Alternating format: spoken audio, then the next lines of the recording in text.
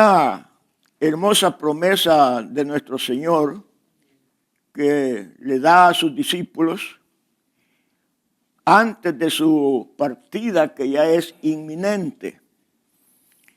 Aquí el Señor les está hablando a partir de estos capítulos en adelante, en la noche en que Él va a ser entregado, o sea, en la noche del viernes. Todo esto que está para adelante es una sola predicación, es una sola enseñanza que el Señor les trae. O sea que su partida es inminente, pero les está prometiendo algo que va a estar con ellos para siempre, que no los va a dejar huérfanos, sino que les va a dejar algo que les va a servir para que en su vida encuentren todo lo necesario para el ministerio para el cual han sido llamados.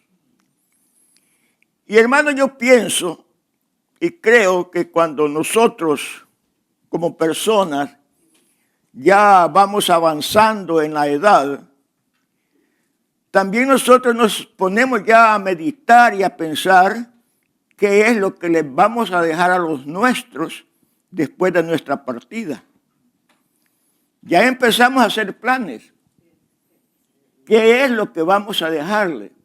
¿Cuál va a ser nuestro legado o nuestra herencia para los que nos quedan, para los nuestros?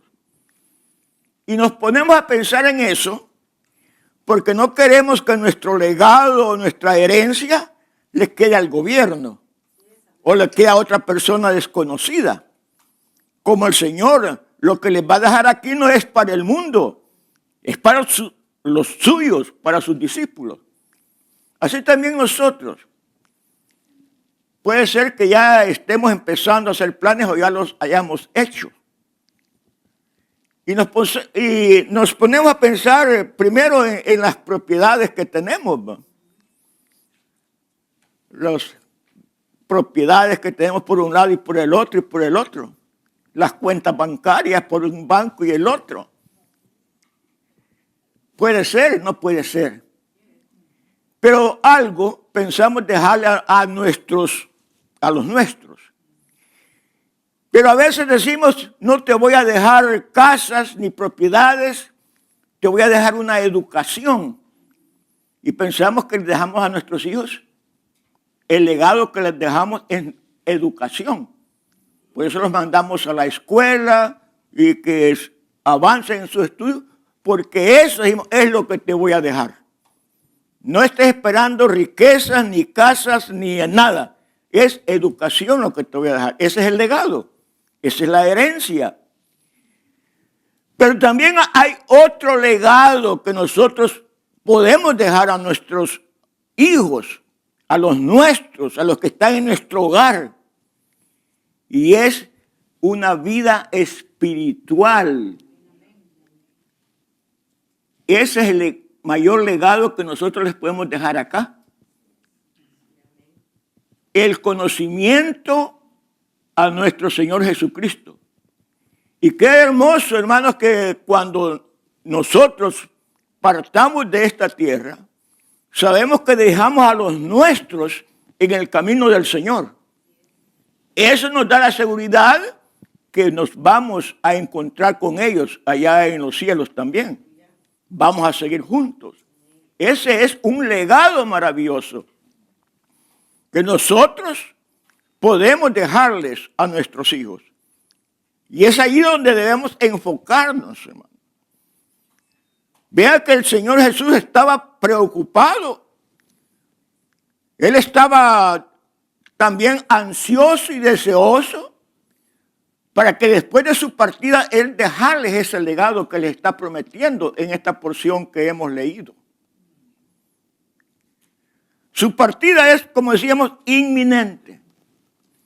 Sin embargo, a medida que nosotros pensamos en dejarle eso a los nuestros, no olvidemos también de que Dios ha pensado también en darnos un legado o una herencia a cada uno de nosotros. Y esa herencia, como dice el apóstol Pedro, es incorruptible, es incontaminada y es inmarcesible. Esa es la herencia que Dios ha preparado para nosotros allá en los cielos. Una herencia incorruptible, que no se termina, que no se corrompe. Una herencia que es para siempre. Una herencia incontaminada, una herencia santa. Una herencia inmarcesible. ¿Qué es inmarcesible? Que no se marchita, que no se desvanece, que permanece siempre lo mismo. Y en esta herencia que Dios nos ha preparado, interviene no solamente el Padre, sino que interviene el Hijo, interviene el Espíritu Santo. La Trinidad interviene en esta herencia.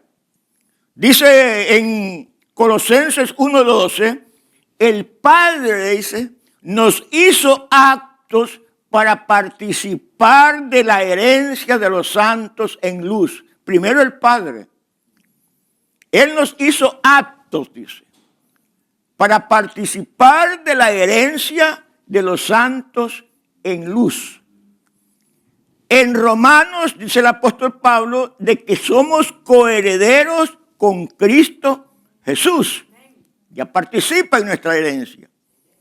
Y en Efesios dice que el Espíritu Santo es las arras de nuestra herencia.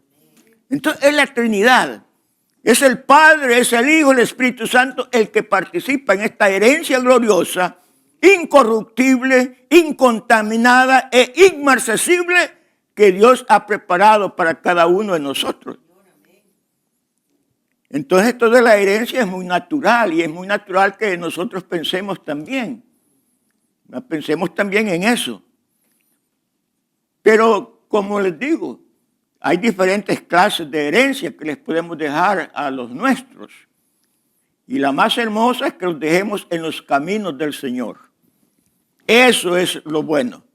Porque eso les va a permitir a ellos hacerse dueños de esta herencia incontaminada que tiene el Señor para nosotros preparada ya en los cielos.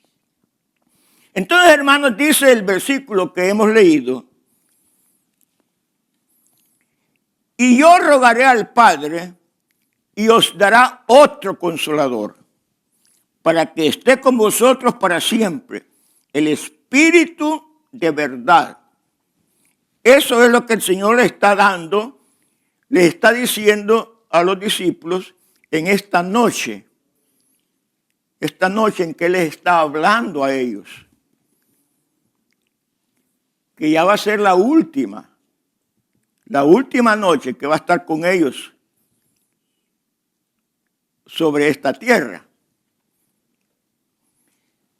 Pero Él les promete otro consolador. Consolador. Ya esa palabra ya la hemos dicho en otras ocasiones. No sé si ustedes todavía la recuerdan, cuál es el nombre griego que se le da. Ya la saben, porque ya hemos hablado al respecto. Paracleto. La palabra consolador que él está diciendo ahí en el griego dice paracleto. Y tiene un significado muy hermoso. Paracleto significa uno que va a estar al lado de otro para darle auxilio. Eso es paracleto. Uno que va a estar al lado de otro para darle auxilio. Y también significa consolador, significa intercesor, significa exhortador, significa abogado defensor. Por eso es que el apóstol Juan, allá en la primera epístola, dice, hijitos míos, si alguno de vosotros ha pecado, abogado tenemos. Ese abogado es Paracleto. Paracleto. Lo mismo que el Señor les está ofreciendo aquí. El Espíritu Santo es Paracleto. Jesucristo es Paracleto. En el griego. Él está diciendo, les voy a dar otro O sea que ya tienen uno, que es Él. Pero como Él ya se va a ir, le está diciendo, les voy a dar otro consolador. Y aquí viene algo hermoso. A veces las palabritas pequeñas, pues en nuestro idioma lamentablemente se pierde todo el significado cuando se hace la traducción. Y es la palabra otro. Vea que no significa mucho. Es un pronombre indefinido. Pero en el griego hay dos palabras que se traducen otro. Nosotros solamente tenemos esa, otro. En el griego hay dos. Una es alos. Y ese alos significa otro, pero otro con las mismas cualidades, con las mismas características, con la misma naturaleza. Cuando el Señor le está diciendo, les voy a dar otro consolador, le está diciendo, les voy a dar uno que tenga mi misma característica, mi misma cualidad, mi misma naturaleza. O sea, otro consolador igual a mí. Eso es lo que Él les quiere decir. Ese es el significado de ese otro, alos, que está en esa porción. El otro del griego es héteros. Héteros. Pero este héteros significa otro con diferentes cualidades, con diferentes características, con diferente naturaleza. No es el que se está usando ahí. Ahí se usa alos, otro, pero de la misma naturaleza que nuestro Señor Jesucristo. Hay ejemplos, muchos ejemplos de estos usos de estos otros en el griego. Por ejemplo, este libro, en el capítulo 20, cuando Juan y Pedro van corriendo al sepulcro, ahí se usa 3 o 4 veces ese pronombre otro, pero siempre se usa alos. Cuando dice, y el otro discípulo se adelantó, y el otro discípulo se quedó cuando no quiso entrar al sepulcro. Allí en esas 4 veces se usa alos, porque se está diciendo del otro discípulo y del otro discípulo. Ambos, Juan y Pedro, tienen las mismas características, son cristianos, creen en Jesucristo, tienen las mismas cualidades en su vida espiritual.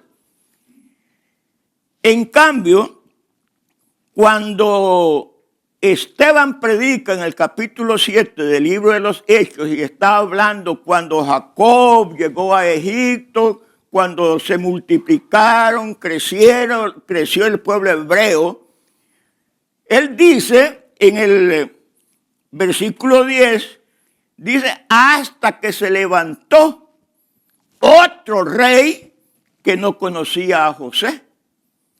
O sea que está hablando del crecimiento del pueblo hebreo en Egipto. Y en el verso 10 dice, hasta que se levantó otro rey que no conocía a José. Este otro no es alos, este otro es héteros. O sea, otro rey diferente, otro rey con características diferentes.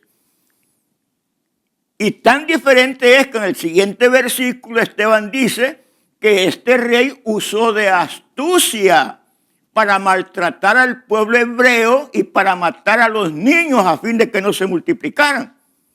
Entonces ya este rey era completamente diferente a los que conocieron a José, que le ayudaron al pueblo a prosperar. Entonces allí es otro, pero diferente de cualidades, de características. En nuestro idioma no existe esa diferencia. Y por eso es que muchas veces no captamos todo el significado profundo que tiene esto, que él dice, le voy a enviar otro consolador. Está diciendo otro igual a él, así como él. Así como Jesucristo es una persona, el otro consolador que le va a enviar también es una persona, porque es el Espíritu Santo. Tiene las mismas cualidades, las mismas características de él, la misma naturaleza. Así como Jesucristo les enseñaba a sus discípulos, el Espíritu Santo también tiene el ministerio de enseñar. El Espíritu Santo enseña. Así el Espíritu Santo también tiene voluntad. El Espíritu Santo prohíbe. Por ejemplo, les prohibió a Apóstol y a Bernabé que fueran a predicar a Asia. No quiso el Espíritu Santo que fueran a predicar el Evangelio a Asia, porque él los quería enviar a Macedonia. El Espíritu Santo habla. El Espíritu Santo se entristece, así como Jesús se entristeció. El Espíritu Santo ama, así como Jesús amó. Entonces el Espíritu Santo, este otro consolador, es una persona igual a Jesucristo. Y esto no lo entienden las sectas, como los testigos de Jehová, que ellos enseñan que el Espíritu Santo es una fuerza. Dice, el Espíritu Santo es solamente la fuerza activa de Dios.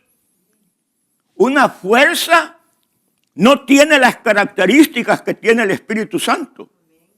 La electricidad es una fuerza, pero eso no se entristece, eso no ama, eso no tiene voluntad. Eso no enseña. El viento es una fuerza, pero tampoco ama, ni se entristece, ni enseña, ni tiene voluntad. Pero este otro, si tan solamente se entendiera el significado de esa palabra otro, que está diciendo otro igual a mí, es lo que está diciendo el Señor. Igual a mí. Por eso él dijo, no los dejaré huérfanos. Les enviaré otro consolador para que esté con ustedes para siempre. Bendito sea el nombre de Dios. No sé si quedó claro eso de ese significado de ese otro. Les voy a dar otro ejemplo. Gálatas capítulo 1, versículos 6 y 7. Allí el apóstol Pablo les dice a los Gálatas de que él está maravillado de los Gálatas, que tan pronto se hayan apartado de la gracia de Jesucristo para seguir un evangelio diferente, dice. No que haya otro, dice. Así dice aquí en Reina Valera, para seguir un evangelio diferente. Pero en el griego no dice así, sino que dice para seguir otro evangelio. Y después dice, no que haya otro. Están las dos palabras otro en el griego. Aquí en el español no está la primera palabra otro, sino que han dicho para seguir un evangelio diferente. Pero ahí dice otro evangelio. Pero aquí la Reina Valera lo explica. En lugar de decir otro, dice que es diferente. Es decir, que no es de la misma cualidad o naturaleza del evangelio que Pablo estaba predicando. Ya estos Gálatas estaban siguiendo otro evangelio. Y la Reina Valera les dice diferente. Porque ya estaban enseñándose en la circuncisión, en seguir las prácticas de Moisés, etc. Ya era un evangelio diferente. Allí usa héteros, otro evangelio, héteros. Pero en el versículo 7 empieza, no que haya otro, dice. Ahí usa alos, No que haya otro, halos. Ahí están juntas las dos palabras, heteros y halos. Pero los gálatas seguían el diferente, heteros. Y él está diciendo no que haya otro, halos, el que él les predica. Entonces ahí está la diferencia. Mientras que en el griego son dos palabras diferentes, heteros y halos, en el español solamente se dice otro. Pero en nuestra versión Reina Valera solo aparecen uno, otro. Pero en otras versiones, como en la Nueva Versión Internacional, ahí aparecen los dos. Ahí está otro y otro. En la versión Dios habla hoy, también están otro y otro, dos. Eso, hermanos, para una breve explicación. Ahora bien, les dice, les voy a dar otro consolador. Ya dijimos de que es una persona con las mismas cualidades, características de nuestro Señor Jesucristo. Bendito sea el nombre de Dios. Ahora dice, verso 17, ¿cuál es este consolador que va a estar con vosotros para siempre? El Espíritu de verdad, el cual el mundo no puede recibir, porque no le ve ni le conoce, pero vosotros le conocéis, porque mora con vosotros y estará con vosotros. Ahora el mundo no puede recibir esa herencia, ese legado, porque es solamente para los suyos, para los que conocen al Señor. El legado es para los suyos, así como el legado que usted va a dejar va a ser para los suyos. No se lo va a dejar al mundo. Y va a dejar a los suyos sin la herencia, sin el legado. Es para los suyos. Más adelante, veamos el verso en el capítulo 16, verso 7. Pero yo os digo la verdad, os conviene que yo me vaya. Porque si no me fuere, el Consolador no vendría a vosotros. Mas si me fuere, os lo enviaré. Cuando el Señor les dice, les conviene que yo me vaya, Él había visto triste a los discípulos. Porque los discípulos ya Él les estaba diciendo que se iba, que lo iban a entregar y esto y lo otro. Los discípulos estaban tristes, como que no querían que se fuera. Pero el Señor les dice, les conviene que yo me vaya. Les conviene que yo me vaya. Porque si yo no me voy, no les puedo enviar al Espíritu de verdad. Porque Él va para que el Padre, a pedirle al Padre que los envíe, que mande el Espíritu Santo. Conviene que yo me vaya. Porque si yo no me voy, el Consolador no vendría a vosotros. Mas si me fuere, os lo enviaré. El Señor iba a enviar el Espíritu Santo, pero hasta que se fuera. ¿Cuándo ocurre eso? Bueno, el Señor tenía que ascender primero. Con la ascensión, el Señor termina su ministerio terrenal. Ya había muerto, ya iba a morir, después iba a resucitar y después tenía que ascender. En el momento de la ascensión, el Señor les da las últimas instrucciones.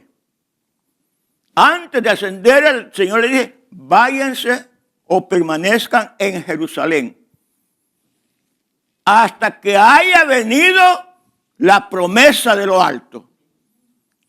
Entonces, para que viniera el Consolador, el Señor tenía que ascender primero. No se los podía dar estando todavía Él presente. No se los podía dar el Espíritu Santo estando Él todavía con ellos, porque todavía no había terminado su ministerio. Tenía que terminarlo y eso ocurre en la ascensión. Por eso dice, permanezcan en Jerusalén hasta que hayan sido investidos del poder de lo alto. Entonces los discípulos son obedientes, porque es para los obedientes el Espíritu Santo. Entonces ellos se van a Jerusalén y permanecen en un lugar determinado, reunidos, para recibir esa promesa que el Señor les había dado. Porque era necesario que viniera el Consolador para que les diera el poder de poder continuar con la obra suya. Si no venía el Consolador, ellos no podían hacer absolutamente nada. No estaríamos nosotros acá, la iglesia no habría nacido si no hubiera venido el Consolador. Era un momento, hermanos, muy especial para la vida de los discípulos y muy especial para el futuro de lo que iba a ser la iglesia del Señor. Entonces, ellos son obedientes, hermanos. Necesitaban eso. Necesitaban la venida del Consolador, del Paracleto, de aquella persona con las mismas cualidades, características y naturaleza de nuestro Señor Jesucristo. Con el mismo poder. Entonces van, hermanos, y permanecen allí en Jerusalén hasta, como lo dice en el libro de los Hechos, en el capítulo 2 de los primeros versículos, que estando ellos sentados en alabanza, en adoración, en oración, vino sobre ellos como un viento recio. Un viento recio. Se posaron sobre ellos lenguas como de fuego. Y empezaron a hablar en otras lenguas, según el Espíritu Santo les daba. Eso fue, hermanos, un momento maravilloso para aquellos 120 que estaban sentados ahí, congregados, esperando el cumplimiento de la promesa que el Señor les había dado antes de su ascensión. Con esa investidura de poder de lo alto es que se da origen y es que ahí nace la iglesia. Ahí ocurre el nacimiento de la iglesia. Porque antes de eso, los discípulos estaban temerosos. Antes de que el Señor ascendiera. Ellos estaban así, temerosos. Ya el Señor había muerto, había resucitado. Pero ¿qué pasaba con los discípulos? Unos iban para Emaús, otros se fueron a pescar. Ya como que había terminado todo, a seguir su vida normal. Tomás seguía de incrédulo. Era necesario que el Señor ascendiera para que Él pudiera enviar al otro Consolador. Cuando este otro Consolador, hermanos, y llega a cada corazón, llega a cada cristiano, a cada vida, cada uno ya fue diferente, hermanos. Ya cada uno tenía esa unción de lo alto. Ya no eran temerosos, ya no se podían esconder, ya no podían callar. Reciben el poder de lo alto, la unción de lo alto, y ahí se levanta un Pedro predicando el evangelio, hablando de las maravillas del Señor, hablando de la obra de Dios, hablando de la salvación, de la predicación del evangelio. Y ahí, hermanos, cada uno de esos hombres cada una de esas personas fueron llenas del Espíritu Santo, bautizadas con el Espíritu Santo, hablando nuevas lenguas. Pero esto es lo maravilloso, que no fue solo para ellos, como algunos piensan. El mismo Pedro en esa predicación, él dijo, y para vosotros es la promesa. Cuando él está predicando a las multitudes, y él les dice, y para vosotros es la promesa, y para vuestros hijos, y para cuantos el Señor nuestro Dios llamare, y para los que están lejos. Mira, hermano, esa promesa es para cuantos el Señor nuestro Dios llamare. El Señor nos ha llamado a nosotros. También nosotros somos llamados del Señor. Entonces, esa promesa que cayó en el día de Pentecostés, ahí en Jerusalén, esa promesa es nuestra también. Porque el Señor no ha cambiado. La palabra de Dios es la misma hoy y por siempre. Pasarán los cielos y la tierra, pero la palabra de Dios permanece para siempre. Y esa palabra para vosotros es la promesa. Y para todos los que están lejos, y para cuantos el Señor nuestro Dios llamare. El Señor no ha cambiado, hermanos. La misma promesa que les dio a ellos es la misma que nosotros tenemos. Y tenemos que recibirla. Si no la ha recibido, tenemos que recibirla. Porque solamente esa promesa es la que nos capacita para hablar el Evangelio. Solamente esa promesa nos capacita para servirle y serle fiel a nuestro Señor. Sí, en el Espíritu Santo, ya lo tenemos, sí, por supuesto. Cuando creímos, venimos a ser templo y morada del Espíritu Santo. Pero hay algo más. Está este bautismo en el Espíritu Santo, algo que no debemos olvidar. Porque ese es el legado de Jesucristo para nuestra vida. Sin eso, hermanos, no podemos hacer nada. Sin la unción del Espíritu Santo en nuestra vida, la iglesia no puede subsistir. No puede. Va a desaparecer las iglesias locales, por supuesto. Por eso debemos, hermanos, de buscar, de pedirle al Señor, de buscar, hermanos, esa promesa, esa herencia, ese legado para nuestra vida. Para que haya, hermanos, algo diferente en nuestro ser, en nuestra vida espiritual. No ha terminado eso. Algunos dicen, eso fue para el pasado. Esa es la mentira del diablo. Es la mentira del diablo. En ninguna parte de la Biblia dice que eso solamente fue para ellos. Es para cuantos el Señor nuestro Dios llamare. Y eso está claro en la Escritura. Y después de ellos, en las epístolas nosotros vemos, hermanos, que se siguió cumpliendo esa promesa. Cuando Cornelio, hermanos, mandó a llamar a Pedro y se reunieron los amigos y parientes de Cornelio, ahí el Espíritu Santo cayó sobre esas vidas. Y fueron bautizados en el Espíritu Santo.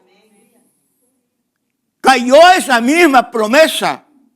Y así allá en Efesios, en Éfeso, también. Entonces, hermanos, eso es para nosotros, sin ninguna duda. Y solamente, hermanos, cuando se recibe esa unción de lo alto, es que nuestra vida va caminando recto en los caminos del Señor y nada nos va a hacer apartarnos del camino al cual el Señor nos ha llamado. Porque tenemos en nuestra vida la unción de lo alto. Tenemos en nuestra vida el otro consolador. Tenemos en nuestra vida a Jesucristo mismo. Porque ese otro consolador no es diferente a Jesucristo. Tiene su misma esencia, su misma naturaleza. Eso es lo que el Señor nos ha dado, hermanos. Esa es la herencia incorruptible, incontaminada, inmarcesible, de que ya la disfrutamos. Desde ya estamos disfrutando ese legado, aunque nos espera algo más glorioso allá en la vida cuando partamos. Eso es lo maravilloso. Entonces, hermanos, veamos con cuánto amor el Señor nos ama. Por eso decimos, el Señor es bueno. Es bueno. Porque siendo nosotros con esta naturaleza como somos, el Señor nos ha bendecido y nos bendecirá abundantemente. Quiere que caminemos en nuestro andar cristiano, hermanos, bajo la guía y dirección del Espíritu Santo. Él es nuestro ayudador. Él es nuestra fortaleza. Aquí podemos sentirnos débiles por los afanes y quehaceres de la vida. Pero no olvidemos de que hay alguien a nuestro lado. Por eso es Paracleto, el que está a su lado para auxiliarlo. Eso es Paracleto. El Señor no está lejano, está a su lado.